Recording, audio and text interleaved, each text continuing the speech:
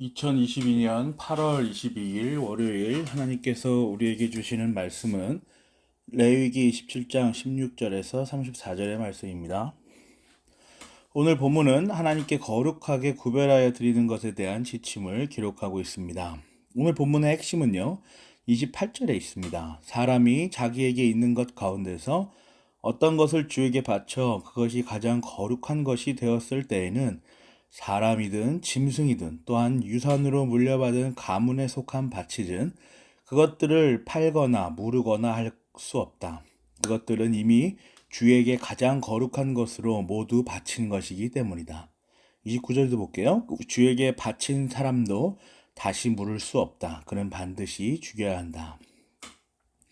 하나님께 바친 것은 거래되거나 물을 수 없다라고 말씀하십니다. 이 말씀은 어떤 원리일까요? 28절 첫 부분을 한번 잘 읽어보세요. 사람이 자기에게 있는 것 가운데서 어떤 것을 주에게 바쳐 그것이 가장 거룩한 것이 되었을 때에는 사람에게 예물을 거룩하게 하는 능력이 있는 것이 아닙니다. 하나님께서 그 예물을 거룩하게 하시는 것입니다. 생각해 보세요. 온 우주와 천지 만물은 모두 하나님께서 경륜하여 나가십니다. 이 말은 하나님께서 창조주이시며 또 창조만 하시고 가만 내버려 두시는 것이 아니라 친히 관리하시고 간섭하시는 주인이시다라는 것입니다.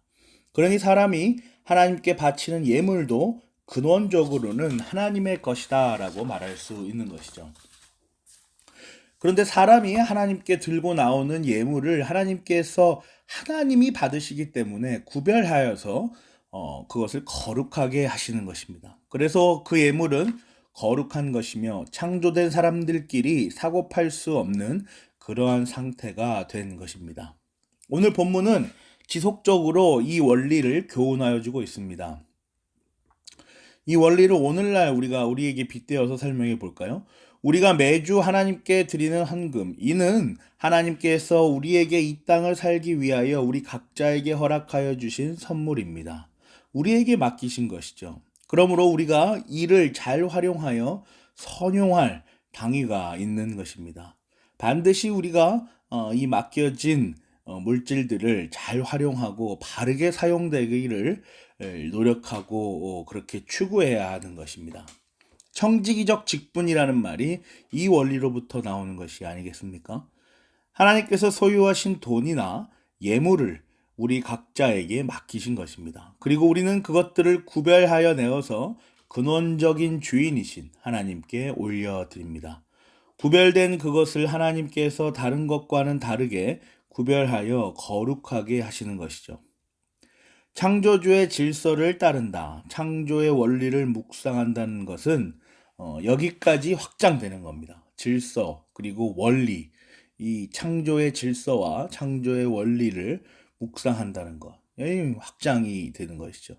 성경에서 말하는 무로부터의 창조는 이토록 귀한 말씀이며 교훈이고 또 우리의 성도에게는 삶의 지침인 것입니다. 사랑하는 고향제일교회 성도 여러분, 오늘 본문은 오늘날 우리에게 어떠한 교훈을 전달해 줍니까? 구약 성경에 기록되어 있는 지침과 같은 하나님의 말씀들은 우리가 어떻게 묵상해내야 합니까? 오늘 본문에 기록된 말씀들을 모두 문자적으로만 이해하면 오늘날 우리에게 전달될 교훈은 단 하나도 없습니다. 오늘날 그 어떤 영적 권력을 지닌 사람이 예물의 값을 매길 수 있겠으며 희년은 또 무엇이며 정한 짐승과 부정한 짐승이 무엇이고 또 짐승을 잡아 바치는 것은 또 무엇이겠습니까? 일어나서도 안 되고 일어날 수도 없는 일입니다. 그렇다면 문자적으로 받아들일 수 없는 이 하나님의 계시는 어떻게 이해하며 묵상하여야 하겠습니까? 하나님께서 자신을 계시하신 이 귀한 성경을 우리 마음대로 제하여 버릴 수 있다라는 것입니까? 우리가 잘 아는 말씀에서 기록되어 있는 것처럼 모든 성경은 하나님의 감동으로 된 것입니다. 그래서 교훈을 주시고 때로는 책망도 주셔서 우리를 바르게 하십니다. 특별히 의로 교육하십니다. 성경에 기록된 모든 맥락들은 의로우신 예수 그리스도를 통하여 이해되어야 합니다. 그게 바로 의로 교육되어야 한다라는 말씀의 의미이죠. 구약과 신약 모두는 한 사람을 가리키고 있습니다. 바로 예수 그리스도입니다. 우리가 계속 묵상해 오고 있는 레위기도 예외가 될 수 없습니다. 레위기를 묵상하며 우리는 지속적으로 예수 그리스도의 존재와 사역에 대한 묵상을 해야 합니다. 오늘 본문도 마찬가지죠. 전능하시고 틀림이 없으신 하나님께서 우리에게 예수 그리스도를 교훈하실 것을 목적으로 쓰여진 이 성경은 반드시 예수 그리스도의 맥락이 감추어져 있습니다. 오늘 본문에 기록된 주의 백성이 하나님께 예물을 바치는 지침 가운데 가장 많이 사용된 단어가 보이십니까? 그것은 바로 바치다라는 동사입니다.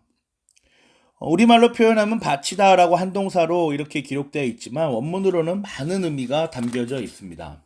한번 보세요. 그러니까 16절에서 기록된 바치다와 20절에 기록된 바치다, 그리고 28절에 기록된 바치다가 모두 다 다른 단어입니다. 그런데 이 하나의 문자인 바치다로 기록하고 있는 것이죠. 거룩하게 하다, 구속하다, 헌신하다와 같은 의미가 담겨져 있는 단어들입니다. 어떠세요? 거룩하게 하는 것, 구속하는 것, 헌신하는 것, 예수 그리스도의 사역이 보이십니까? 예수 그리스도께서는 죄인인 우리를 위하여 십자가에서 죽으심으로 친히 화목제물이 되셨습니다. 우리를 거룩하게 하시려고 의를 전가하여 주셔서 우리가 의롭다 여겨짐을 받게 된 것이죠. 그렇게 해서 우리를 죄의 책임으로부터 구속하여 주셨습니다. 이를 하나님과 본질상 하나이신 분께서 감당하시기에는 너무나도 헌신적인 사역이 아닐 수 없는 것이죠. 하나님께서 택하신 자들을 거룩하게 하시는, 또 구속하시는 헌신의 사역이 바로 성육신과 십자가에서 죽으신 사건입니다. 이러한 단어의 의미를 파악하는 것 외에도 아주 명시적으로 예수 그리스도의 사역을 보여주시는 본문이 있습니다. 29절에 한번 보세요. 주에게 바친 사람은 다시 물을 수 없다. 그는 반드시 죽여야 한다. 겟세마네에서 예수님께서 하신 기도가 생각나십니까? 거둘 수만 있다면, 물을 수만 있다면, 내 이 잔이 떠나갈 수만 있다면 거두어 주십시오라던 그 기도가 생각나십니까? 그러나 예수 그리스도의 사역은 거둘 수 있는, 물을 수 있는, 떠나가게 할 수 있는 성격의 사역이 아니었습니다. 그리스도께서 실행하신 것은 절대로 물을 수 없는 십자가의 죽음이었으며 절대로 지나갈 수 없는 십자가의 죽음이었습니다. 하나님께서 자신이 택하신 백성들을 자신 앞으로 데려오기 위해서는 반드시 죽어야만 하는 공의와 이렇게까지라도 해서 그들을 구원하시겠다는 자비의 사역이 바로 예수 그리스도께서 이루신 사역인 것입니다. 레위기 27장은 오늘날 최첨단의 과학기술과 절정에 올라 있다라고 자랑하며 말하는 지식사회를 향하여 하나님의 공의와 자비, 삼위일체 하나님을, 특별히 예수 그리스도를 밝히 드러내어주고 있습니다.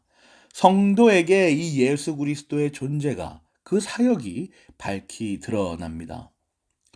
우리는 이 본문을 붙잡고 묵상하여야 합니다. 그리스도인으로서 더욱 겸허하고 헌신하며 의를 입은 자로서 거룩에 힘쓰고 구속에 참여한 자로서 하나님 나라를 앞서 사는 성도여야 합니다. 이들이 바로 하나님께서 기뻐 받으시는 거룩한 산 제물, 바로 그 자체입니다. 바로 우리 성도이죠. 우리 모두가 예수 그리스도를 본받아 우리의 신앙을 확인하며 묵상하여 내는 그런 귀한 성도로 세워지시기를 간절히 기도합니다. 아멘.